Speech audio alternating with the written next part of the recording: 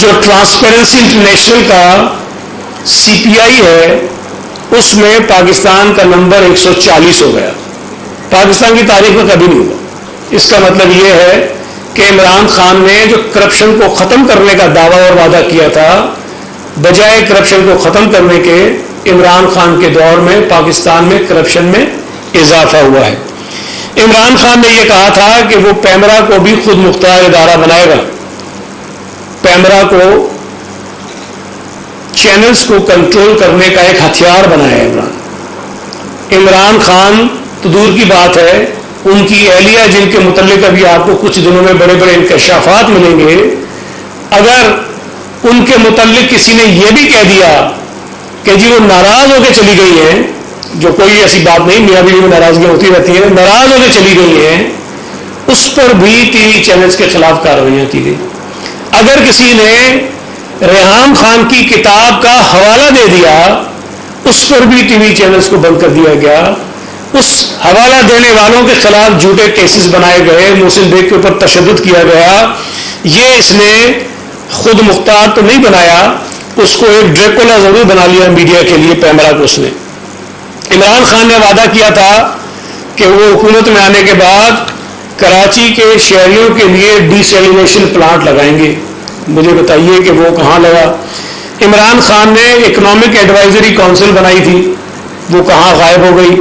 عمران خان نے کہا تھا کہ وہ ایک کمپنی بنائیں گے سرمایہ پاکستان لمیٹڈ، اور وہ کمپنی اس ملک کے جو بڑے بڑے ادارے ہیں جو ہماری معیشت کے اوپر بوجھ بنے ہوئے ہیں، جس میں PIA کا ذکر تھا، اسٹیل مل کا ذکر تھا، اور بہت سینکڑوں کے حساب سے ایسے ادارے تھے، انہوں نے کہا کہ یہ کمپنی ان کو ریوائیو کرے گی.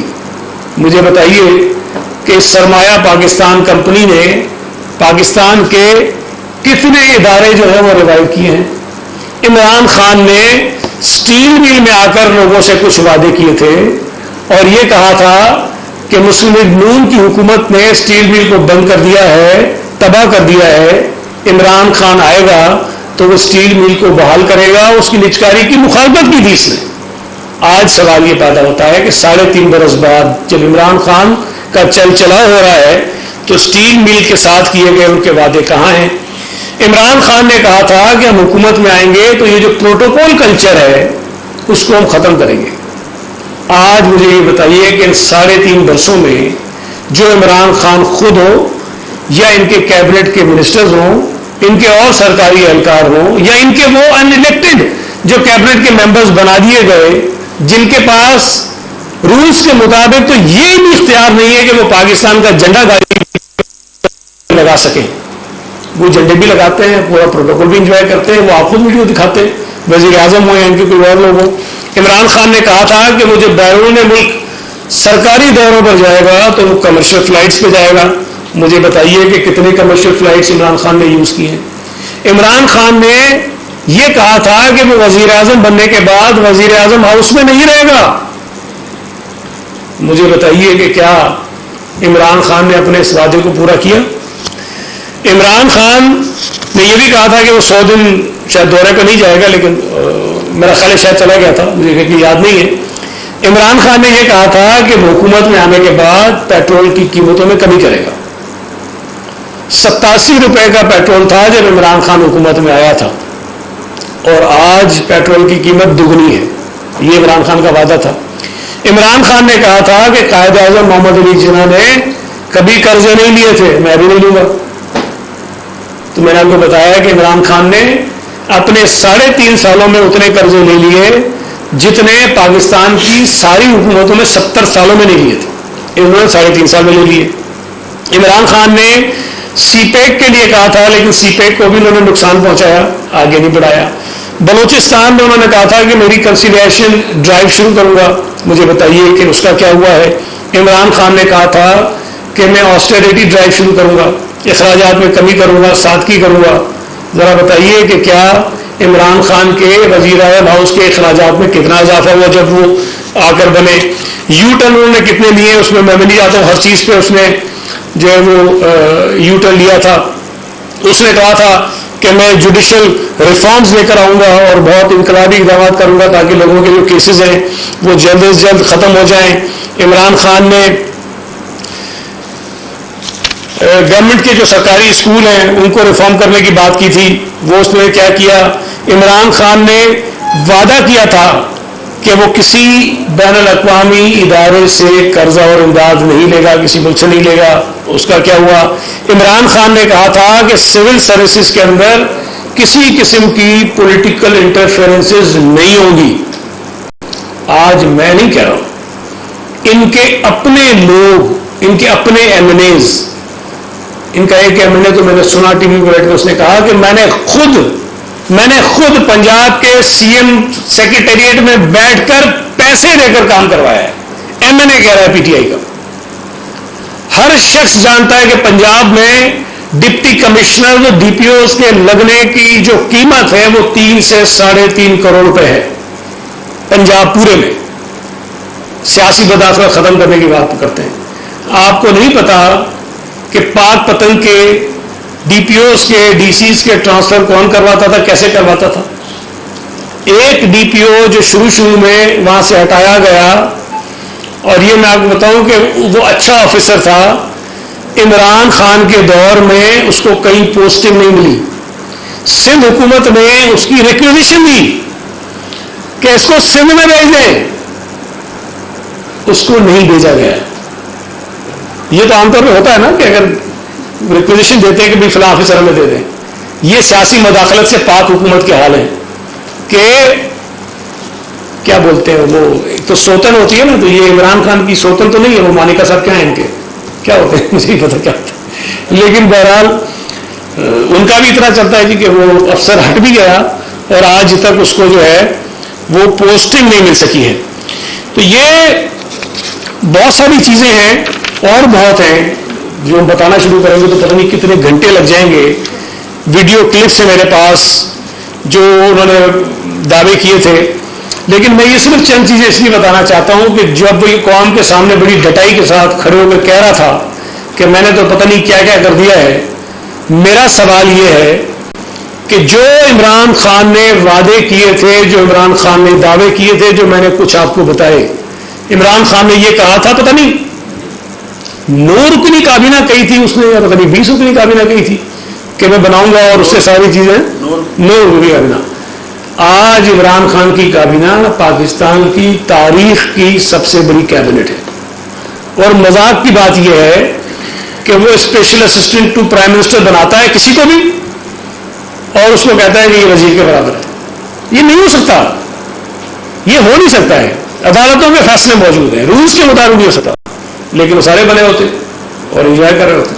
تو یہ تمام چیزیں اس بات کو ثابت کرتی ہیں کہ عمران خان پاکستان کی تاریخ کا ناکام ترین وزیر اعظم تھا. اور جو لوگ کل سے یہ واویلا کر رہے ہیں کہ عمران خان الیکشن میں جائے گا اور 2/3 میجورٹی لے کر آئے گا اور مقبول ترین آدمی ہے, تو میں صرف ان لوگوں کی یاد دہانی کے لیے بتا دوں کہ 2018 کے الیکشن میں جو متنازع الیکشن تھے جس میں پی ٹی آئی کے لوگوں کو زبردستی جتوایا گیا, پی ٹی آئی میں مختلف جماعتوں کے لوگوں کو توڑ توڑ کر شامل کروایا گیا, اس 2018 کے الیکشن میں پی ٹی آئی کو کوئی 1,60,00,000 سے زائد ووٹ پڑے تھے. ان تمام دھاندلیوں اور بدماشیوں کے بعد 1,60,00,000 کے قریب, تھوڑا سے زائد ووٹ پڑے تھے اس سے. اور جو پی ٹی آئی کی مخالفت میں ووٹ پڑے تھے, یعنی جو اور جماعتوں نے لیے تھے, وہ 3,40,00,000 سے زیادہ ووٹ تھا. مطلب پی ٹی آئی سے دگنے ووٹ, جتنے پی ٹی آئی نے ووٹ دیے تھے اس سے دگنے ووٹ جو ہیں وہ پی ٹی آئی کے علاوہ دیگر جماعتوں کو پڑے تھے. اور اگر صرف پی ڈی ایم میں شامل جماعتیں اور پیپلز پارٹی کو شامل کر لیں جو اس وقت فرنٹ لائن پر اپوزیشن پارٹیز ہیں, میں ان کی اتحادیوں کو بھی نکال دیتا ہوں, جو فرنٹ لائن پر اپوزیشن پارٹیز ہیں ان کے کوئی 2,34,00,000 ووٹ ہیں. عمران خان کی جماعت سے زیادہ ووٹ ان کے ہیں. تو 18 کے الیکشن میں بھی اگر اس کا ڈیٹا آپ اٹھا کے دیکھ لیں, اس وقت بھی پی ٹی آئی کے پاس پاکستان میں پاپولیرٹی سب سے زیادہ نہیں تھی, کم تھی. اور آج جب پی ٹی آئی کی ہم بات کرتے ہیں، جب 3.5 برسوں میں اس ملک میں ہونے والے ضمنی الیکشنز پی ٹی آئی ہارتی رہی، اور آخری 1 برس میں تو سوائے ایک سب آ رہے ہیں، اپنی جیتی ہوئی سیٹیں آ رہے ہیں، کینٹونمنٹ بورڈ کے الیکشنز آ رہے ہیں، اور آج اگر یہ پاپولرٹی کا دعویٰ کرتے ہیں تو یہ سوائے خوش فہمی کے، جھوٹ کے کچھ بھی نہیں ہے۔ کل عمران خان نے جو یہ دعوے کرتا تھا کہ میں ان سب کو رلاؤں گا، یہ کہتا تھا میں رلاؤں گا سب کو، عمران خان پچھلے 10 دنوں سے داڑے مار مار کر رو رہا ہے۔ عمران خان لوگوں کے پیر پکڑ رہا ہے، عمران خان اپنی ناؤ پر اپنا ماتھا گھسیٹ رہا ہے لوگوں کے قدموں میں کہ مجھے بچا لو، مجھے بچا لو۔ عمران خان جو جس قسم کی باتیں کر رہا تھا کل، ایک بہت بڑا سوال بھی اٹھتا ہے اس سے۔ اس نے کہا کہ اس ملک کے خلاف ایک بین الاقوامی سازش ہو رہی ہے، اور اس نے کہا کہ مجھے 3 مہینوں سے پتا تھا کہ یہ سازش ہو رہی ہے، 3 مہینوں سے۔ سوال یہ پیدا ہوتا ہے کہ جو وزیر اعظم پاکستان کے عہدے پر شخص فائز ہو، اسے 3 مہینے سے یہ پتا ہو کہ پاکستان کے خلاف سازش ہو رہی ہے، تو وہ خاموش کیوں رہا؟ اس نے اس سازش کو بے نقاب کیوں نہیں کیا؟ اس نے اس سازش کو ناکام بنانے کے لیے قوم کو اعتماد میں کیوں نہیں لیا؟ دیکھیں، ایک چیز سمجھنے کی ضرورت ہے، عمران خان کے خلاف سازش ایک الگ چیز ہے، ملک کے خلاف سازش ایک الگ چیز ہے۔ میری ذات کے خلاف کوئی سازش ہو، اس کی کوئی الگ اہمیت اور حیثیت ہے، ملک کے خلاف جو سازش ہوتی ہے تو اس کی اہمیت اور حیثیت الگ ہو جاتی ہے۔ اگر تو عمران خان کے خلاف اس کو ہٹانے کے لیے کوئی کام ہو رہا ہے تو ہمیں اس کا کوئی فرق نہیں پڑتا، وزیر اعظم آتے ہیں، وزیر اعظم جاتے ہیں، لیکن ملک نے، قوم نے، ریاست نے رہنا ہوتا ہے۔ وزیر اعظم نے اگر اس سازش کے اوپر خاموشی اختیار کی ہے تو وزیر اعظم اس سازش کا حصہ ہے، وزیر اعظم اس سازش میں شامل ہے۔ وزیر اعظم سے اس بات پہ جواب طلبی ہونی چاہیے کہ وہ کون سی سازش تھی جو ملک کے خلاف ہو رہی تھی اور تم اس پہ چپ رہے ہو۔ میں یہ سمجھتا ہوں کہ کل کے جلسے میں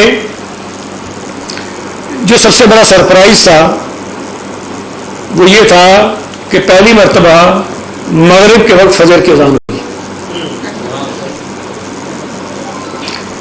اور مطلب حالت تو دیکھیں نا، عالم دیکھیں آپ، وہ آدمی مذہب کا ٹھیکیدار بنا ہوا ہے، وہ آدمی ہر تقریر میں پوری دنیا کے مسلمانوں کو اسلام پڑھاتا ہے، بتاتا ہے کہ ہمارا مذہب کیا کہتا ہے۔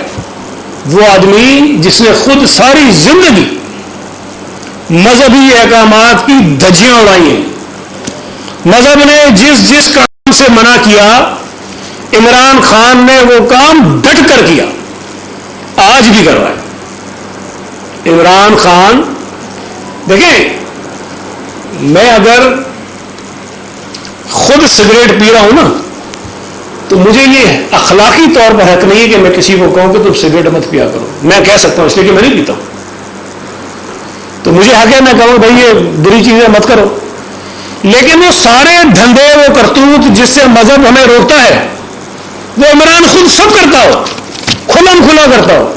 ان کے اپنے ساتھی جو اس کے سہولت کار ہیں وہ خود بتاتے ہو کہ ہاں یہ کام کرتا ہے اور ہم سہولت کار ہیں، وہ مائک کے سامنے کھڑا ہو کے لوگوں کو دس دینا شروع کر دے، اور پتہ نہیں کون کون سے حوالے دیتے ہیں، اس کو خود بھی نہیں پتا اس کو کہ جو باتیں وہ کر رہا ہے وہ ہیں کیا، مذہب اس کے مطلب کیا ہے۔ تو عمران خان کے اندر اس سے بڑی منافقت، اس سے بڑا جھوٹ، اس سے بڑا دھوکہ کوئی ہو نہیں سکتا کہ جب آپ کے پلے کچھ نہیں بچتا تو آپ مذہب کے جھوٹے حوالے دے کر لوگوں کو گمراہ کرنے کی اور ان کے جذبات سے کھیلنے کی کوشش کرتے ہیں۔ عمران خان کا چل چلاؤ ہو گیا ہے، اور آج تقریر جو اس نے کی اس سے بھی ظاہر ہو گیا کہ آج قومی اسمبلی کا جو اجلاس ہوگا اس میں عمران خان کی حکومت کا جو ہے وہ انشاءاللہ تعالی جنازہ پڑھا جائے گا، اور عمران خان اگر شہید ذوالفقار علی بھٹو کے حوالے دیتا ہے تو ایک بات اس کو سمجھ میں آنی چاہیے کہ ذوالفقار علی بھٹو نے ایک ٹوٹے ہوئے پاکستان کو سنبھالا تھا، ایک بکھرے ہوئے پاکستان کو سنبھالا تھا۔ ایک اجڑے ہوئے پاکستان کو سنبھالا تھا. اس پاکستان کو نہیں جو قائد محمد علی جناح نے بنایا تھا, اس پاکستان کو جو دو ٹکڑے ہو گیا تھا. جو قوم ڈی مورلائز تھی, ذوالفقار علی بھٹو نے اس قوم کو ایک نیا مورل دیا تھا. ذوالفقار علی بھٹو نے پاکستان کو ایٹمی طاقت بنایا, اس لیے دنیا اس کی دشمن ہوئی. ذوالفقار علی بھٹو نے دنیا کے مسلمانوں کو اکٹھا کر کے ایک طاقت بنایا جب دنیا اس کے مخالف تھی. ذوالفقار علی بھٹو نے تھرڈ ورلڈ کنٹریز کو ایک ساتھ کیا, ایک بلاک بنانے کی بات کی, اس لیے دنیا کی بڑی طاقتیں اس کے خلاف تھی. ذوالفقار علی بھٹو اس وقت دنیا کی بڑی طاقتوں کو چیلنج کر رہا تھا. ذوالفقار علی بھٹو نے اس ملک کے لوگوں کو آواز دی تھی. ذوالفقار علی بھٹو نے اس ملک کے لوگوں کو ان کی حیثیت اور جو اوقات تھی اس کا احساس کرایا تھا. ذوالفقار علی بھٹو نے اس ملک میں سرمایہ داروں کے خلاف, جاگیرداروں کے خلاف ایک جو ایلیٹ کلاس تھی, جو غریب کو ایک بہت نچلے درجے کا شہری سمجھتی تھی, اس کو ان کے برابر لا کے کھڑا کیا تھا. عمران کی حیثیت کیا ہے؟ عمران خان ذوالفقار علی بھٹو کے جوتے کی راکھ کے برابر بھی نہیں ہے. اور عمران خان جیسا ڈفر اور نالائق وزیر اعظم اگر کسی ملک کا ہو تو آپ کی جو دشمن طاقتیں ہوتی ہیں وہ خوش ہوتی ہیں کہ ایک نالائق حکمراں بیٹھا ہے ہمارے دشمن ملک کے اندر, یا جیسے ملک کے اندر جس کو پسند نہیں کرتے ہیں. تو تم تو بھائی لوگوں کے لیے ایک لاٹری تھے. تم تو سوٹ کرتے ہو مودی کو, تم تو سوٹ کرتے ہو امریکہ کو, تم سوٹ کرتے ہو طاقتوں کو, اس لیے کہ تمہیں کمزور اور نالائق وزیر اعظم ہو. تو ذوالفقار علی بھٹو بننے کے لیے جان دینی پڑتی ہے. ذوالفقار علی بھٹو بننے کے لیے دنیا کی طاقتوں کو چیلنج کرنا پڑتا ہے. ذوالفقار علی بھٹو بننے کے لیے جو سلاخیں ہوتی ہیں اس کو تو چھوڑیں, جو سزائے موت کے قیدی جس کھولی میں زندگی گزارتے ہیں اس میں ذوالفقار علی بھٹو نے زندگی گزاری ہے. تم تو خود بڑے فخر سے بتاتے ہو کہ میں تو دیوار پھلان کے بھاگ گیا تھا جب پولیس مجھے پکڑنے آئی تھی. تم تو خود کہتے ہو کہ اگر مجھے جیل میں ڈال دیا جائے تو میں تو توبہ کان پکڑوں گا, توبہ کروں گا, جان چھوڑوں گا. یہ ساری اس کی باتیں تھی. تو میں یہ سمجھتا ہوں کہ عمران خان کے جو مرثی تھے وہ ختم ہو گئے. عمران خان پاکستان کی تاریخ کا حصہ بننے والا ہے. عمران خان کی حکومت کے ساتھ ساتھ پی ٹی آئی بھی ختم ہونے والی ہے. عمران خان کے ساتھ جو لوگ بیٹھے ہیں, آج بھی میں آپ کو کہہ رہا ہوں کہ جو لوگ ساتھ بیٹھے ہیں وہ لوگ بھی عمران خان کے ساتھ ہیں. بہت شکریہ. اچھا یہ بتا دیں کہ امتیاز فرمائیے کہ کل یہ بھی کہا گیا کہ مولانا فضل الرحمان بھٹو صاحب کے جو عالمی سازش بنی تھی ان کے اسیسینیشن کرنے کی اور جو عدالتی قتل تھا اس میں وہ شریک تھے, اور اب مقتول اور قاتل ساتھ ہیں, تو اس کی وضاحت کریں کہ کیا واقعی مولانا فضل الرحمان اس وقت اس سازش میں انوالو تھے یا نہیں تھے؟ عمران خان کو پاکستان کی تاریخ کا بھی اتنا ہی پتا ہے جتنا اس کو اردو کا پتا ہے, جتنا دنیا کے جغرافیہ کا پتا ہے. شہید ذوالفقار علی بھٹو کی حکومت جو ہے وہ 1977 میں ختم ہوئی اور پی این اے کی تحریک چلی تھی جس میں ساری جماعتیں شامل تھیں پیپلز پارٹی کے علاوہ. ضیاء الحق نے 90 دن میں الیکشن کا وعدہ کیا. الیکشن کا وعدہ پورا نہیں ہوا, وہ کھینچتا گیا. پھر اس کے بعد ایم آئی ڈی بنی, اور ایم آئی ڈی کے اندر وہ ساری جماعتیں شامل تھیں, جو تقریباً ساری جماعتیں شامل تھیں ایک دو کو چھوڑ کے, جو پی این اے میں شامل تھیں. اور ان جماعتوں نے مل کر یہ فیصلہ کیا کہ اس ملک میں ضیاء الحق کی آمریت کے خلاف جدوجہد کرنی اور اس ملک میں جمہوریت کو بحال کرنا ہے. اور ان لوگوں نے اپنی غلطیاں تسلیم کی. ان لوگوں نے جب پیپلز پارٹی کی سربراہی قبول کی ایم آئی ڈی میں اور اس کا حصہ بنے اور بھٹو اس کی سربراہ بنی, تو انہوں نے تسلیم کیا کہ پیپلز پارٹی کی حکومت کے خلاف, شیخ ذوالفقار علی بھٹو کی حکومت کے خلاف جس تحریک کا وہ حصہ تھے وہ غلط تھی. انہوں نے کیا, تو تاریخ کا حصہ ہے بھائی, عمران نے پڑھی نہیں ہوگی. تو یہ نہیں جماعتیں تھیں نا, جماعتیں تو یہ تھیں نا, جماعتیں تو تھیں, ان کے والد جماعتیں تھیں ساری. تو میں یہ کہہ رہا ہوں نا کہ عمران خان کو پاکستان کی تاریخ کا کچھ نہیں پتا, اس لیے وہ اتنی بات کرے جتنا اس کو پتا ہے. پیپلز پارٹی کی یہ ہسٹری ہے کہ ہم نے بہت بڑے بڑے نقصانات اٹھائے. شہید ذوالفقار علی بھٹو کا نقصان اٹھایا, شیخ بیبی کا نقصان اٹھایا, ان کی کئی برس ان کی جیلوں میں کٹے, ان پہ جھوٹے مقدمات بنے. لیکن اس ملک میں جب جمہوریت کی بات آتی ہے, جب پارلیمنٹ کی بالادستی کی بات آتی ہے, جب عوام کے حق حاکمیت کی بات آتی ہے, جب آئین کی بالادستی کی بات آتی ہے, تو پیپلز پارٹی کی قیادت نے اپنے ان سارے دکھوں کو, تکلیفوں کو, رنجوں کو ایک طرف رکھا ہے. ہم پی این اے کی جماعتوں کے ساتھ ایم آئی ڈی میں بھی رہے, ہم نواز شریف کے ساتھ اے آئی ڈی میں بھی رہے, ہم نے نواز شریف کے ساتھ مل کے بھی مشرف کے خلاف جدوجہد کی, اس نواز شریف کے خلاف جس کے اوپر یہ الزام تھا کہ اس نے پیپلز پارٹی کی قیادت میں کیسز بنوائے.